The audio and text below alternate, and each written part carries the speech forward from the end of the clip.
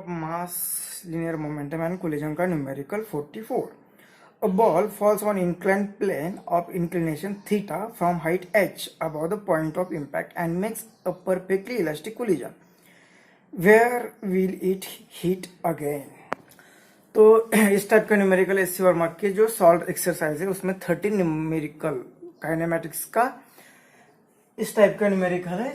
सिर्फ यहाँ पे ये numerical centre of mass chapter में दिया है, वो काइनेमेटिक्स में इसका बेसिक आपने पढ़ा होगा. तो क्या किया है तुमने कि इंक्लाइन सरफेस, अभी प्रोजेक्टाइल मोशन का न्यूमेरिकल है, सिर्फ वो हमने अभी इंक्लाइन सरफेस पर उसे डील करना है. तो ये इंक्लाइन सरफेस थीटा एंगल बना रहा है और यहाँ पे कुछ हाइट h से एक बॉल था जिसकी इनिशियल वेलोसिटी यहाँ पे कुछ नहीं होगी, u इज इक्वल टू 0.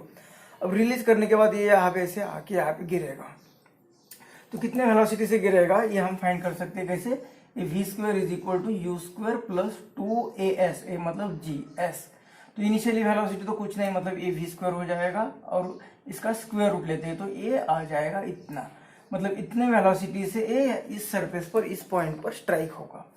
अब ये जो कोलिजन होगा ये इलास्टिक कोलिजन है. इलास्टिक कोलिजन होने के कारण जितने वेलोसिटी से वो अप्रोच हो रहा था उतने वेलोसिटी से वो सेपरेट होगा. Velocity of separation is equal to velocity of approach आ जाएगा.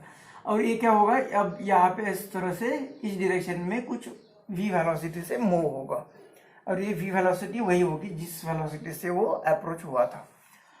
अब यहाँ आने के बाद ये एंगल थीटा है और ये लाइन इसे ए परपेंडिकुलर और ये लाइन इसे ए परपेंडिकुलर निकाला अगर हमने, तो इनके बीच में एंगल थीटा आ जाएगा. ये थीटा आ जाएगा इस नॉर्मल पर. अब ये थीटा है तो एंगल ऑफ इंसिडेंस जो होगा वो एक्चुअली एंगल ऑफ रिफ्लेक्शन भी होगा. जो कुछ भी एंगल होगा फाई दोनों सेम ही होंगे इस केस में, क्योंकि कोई लॉस नहीं हो रहा है.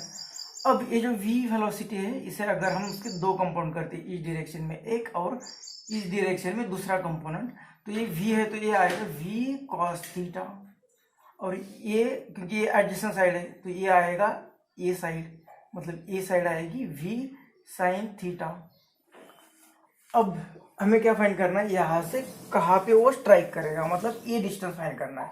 यहाँ से ये डिस्टेंस फाइंड करना है हमें, मतलब s फाइंड करना है. तो s का फॉर्मूला पता है, s का फॉर्मूला क्या होता है, ut plus 1/2 at square. Distance ही तो फाइंड करना है.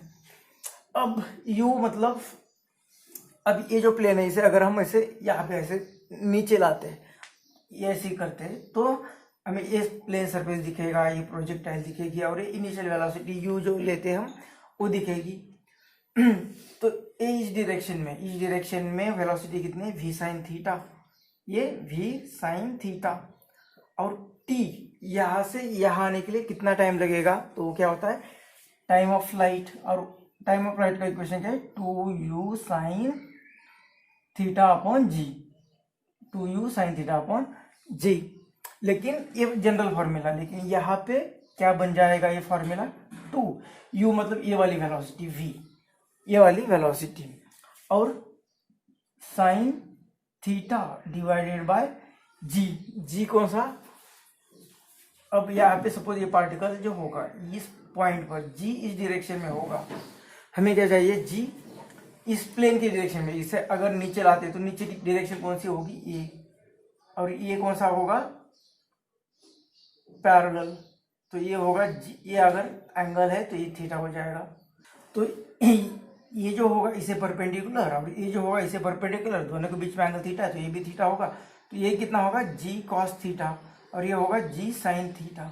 अब t ऑफ फ्लाइट ये 2u sin थीटा कौन सा था जो हम टाइम ऑफ फ्लाइट लेते थे, तो वो ऊपर की डायरेक्शन में है. इसका जो हम कंपोनेंट बनाते थे ऐसे ऐसे, तो ये u sin थीटा था और ये u cos थीटा होता था. ये ऊपर की डायरेक्शन में vertical direction u sin theta थी.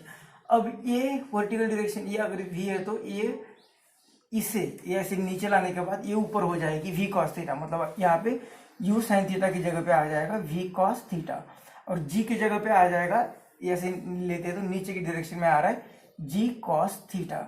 मतलब t कितना मिल रहा है हमें, 2v अपॉन g, इतना t आ जाएगा यहाँ पे. तो t की वैल्यू ये पुट करनी है हमें. अब जब प्रोजेक्टाइल मोशन पढ़ते समय हमने रेंज फाइंड की थी तो क्या किया था कि ये जो वेलोसिटी थी यू कॉस थीटा, ये रेंज क्या किया था यू कॉस थीटा और इसे टाइम ऑफ फ्लाइट से मल्टीप्लाई किया था। अब ये कांस्टेंट वेलोसिटी थी इसलिए वेलोसिटी इनटू टाइम ये फॉर्मूला लिया था। लेकिन यहाँ पे अगर इसे हम नीचे करते तो ये जो वेलोसिटी होगी ये यू वी साइन थीटा होगी, पहली बात। और दूसरी बात, टाइम से डायरेक्ट मल्टीप्लाई नहीं कर सकते क्योंकि ये एक्सेलरेटेड मोशन है, इस डायरेक्शन में भी जी का कंपोनेंट है। यहाँ पे क्या होता था, ये कांस्टेंट यूनिफॉर्म वेलोसिटी होती थी तो इसलिए distance is equal to velocity into time, इस तरह से फॉर्मूला लिख लेते थे। लेकिन यहाँ पे क्या हो रहा है कि यहाँ पे ये जो मोशन होगी मतलब नीचे लेने के बाद ऐसी हॉरिजॉन्टल रेंज की डिस्टेंस, रेंज की डायरेक्शन, ये भी क्या है एक्सेलरेटेड मोशन है, इसलिए ये फॉर्मूला यूज कर रहे हैं। तो s is equal to u, इस डायरेक्शन का डिस्टेंस फाइंड करना, तो इस डायरेक्शन में वेलोसिटी कितनी है v साइन थीटा, टाइम कौन सा यहाँ से यहाँ आने के लिए टाइम कितना लग रहा है इतना, 2v अपॉन जी प्लस 1/2 ए एक्सेलरेशन, एक्सेलरेशन कौन सा इस डायरेक्शन में जो एक्सेलरेशन होगा वो कितना है जी साइन थीटा, और t ये 2v अपॉन जी और इसका स्क्वायर, तो ये फाइंड करना है तो ये डिस्टेंस मिल जाएगा। तो ये 2v into v square sine theta divided by a g plus ये 2 का स्क्वायर ये है तो ये एक 2 यहाँ पे एक 2 के लिए चला जाएगा और एक 2 बचेगा, ये वी स्क्वायर ये साइन थीटा और ये जी का स्क्वायर है तो एक जी इस एक जी के लिए गायब होगा और एक जी रहेगा, तो ये 2v square sine theta upon g, मतलब ये s इज इक्वल टू आ जाएगा 2 टाइम्स ये term 2v square sine theta upon g, तो 2 इंटू 2 ये आएगा 4, और v क्या है तो ये v की वैल्यू हमने ऑलरेडी फाइंड की, ये v की वैल्यू ऑलरेडी हमने फाइंड की 2gs, तो इस वैल्यू को पुट कर देते तो हमें ये इक्वेशन क्या मिल जाएगा, यहाँ पे s इज इक्वल टू ए 4 और ये v की ये वैल्यू इसका स्क्वायर तो ये आएगा 2gs और ये साइन थीटा अपॉन जी इसके लिए गायब होगा, और ये s कितना मिल रहा है 2 इंटू 4 8 ए जी एस मतलब एस कौन सा तो ए वाला डिस्टेंस, ए वाला हाइट h और ये साइन थीटा, तो इतना डिस्टेंस होगा यहाँ से यहाँ तक, मतलब इतने डिस्टेंस के बाद ये स्ट्राइक करेगी।